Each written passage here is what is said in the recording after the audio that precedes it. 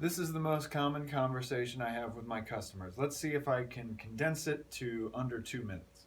So, you've just bought a new, relatively inexpensive guitar. In this case, this is a Sterling. It's the Indonesian version of Music Man, but it could be Squire, it could be Epiphone, it could be LTD, it could be a Mexican Fender Strat, it could be anything like that.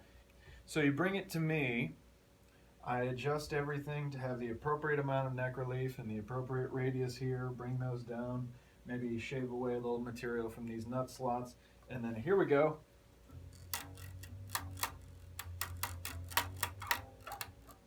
So past a certain point, you're going to find some buzz, and that is caused by uneven frets all throughout the neck. In this case, third and fourth, and then usually, oh yeah, something down here at the heel. But this is totally to be expected. If you're trying to manufacture a guitar for under $1,000, under $800, in this case, I think it's probably under $400. Even if everything was totally level whenever it left the factory, there's no guarantee that things aren't settling or warping whenever it's being shipped overseas. So all we need to do is give it a little love and bring it that extra mile. Okay, so first I adjust the neck to be as flat as possible, checking with a straight edge until I'm making maximum contact up and down the fretboard. Next comes masking. It's especially important with this unfinished maple neck that I take my time and protect everything that is not fret. Now I mark off the tops of the frets and get ready to do an initial pass with 400 grit sandpaper.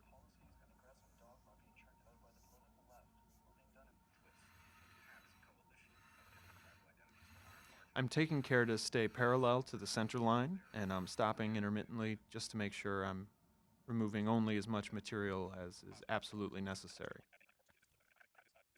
Slow and steady is key here.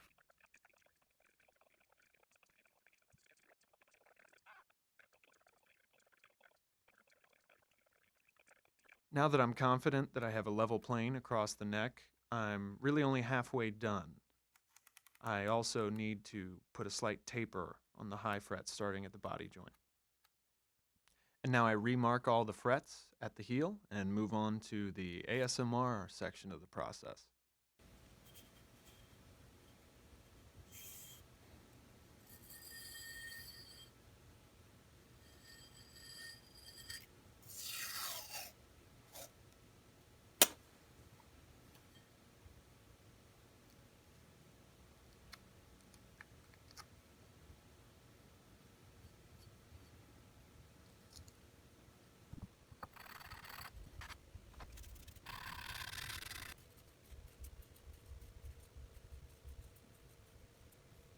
I now shape the tops of the frets using a crowning file.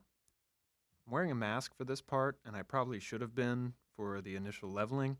I'm creating a lot of fine metal dust that I'd like to avoid breathing in.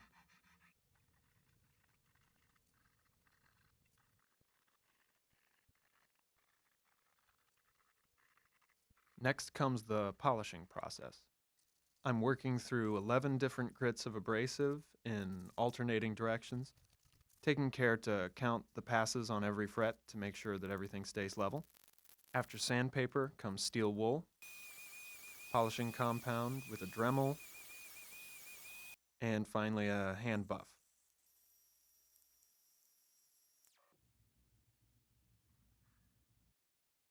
This whole process can be pretty tedious, but once I pull the tape, I'm pretty pleased with the results. When it comes to fret work, as close as you can come to a perfect mirror shine makes a massive difference. Anytime I take the neck off a bolt-on guitar, I want to make sure that the neck screws aren't grabbing at the body. This helps ensure that the neck is making maximum contact and helps to prevent warping issues that can be caused over time.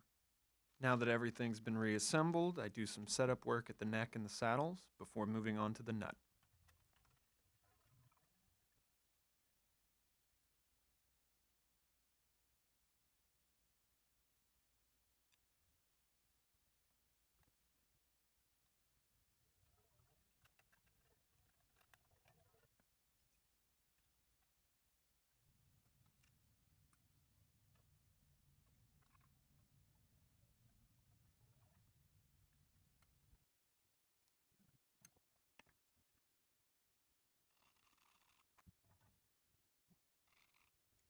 And once I'm happy with the height of the nut slots, I generally like to let it sit overnight to ensure that everything's had a chance to settle before I do my final setup.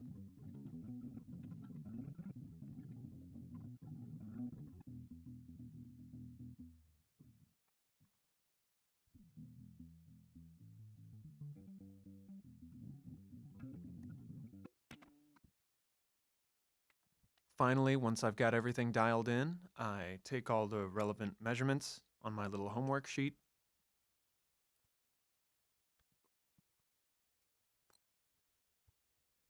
And all that's left to do is to clean it like a murder weapon and get it ready for the customer.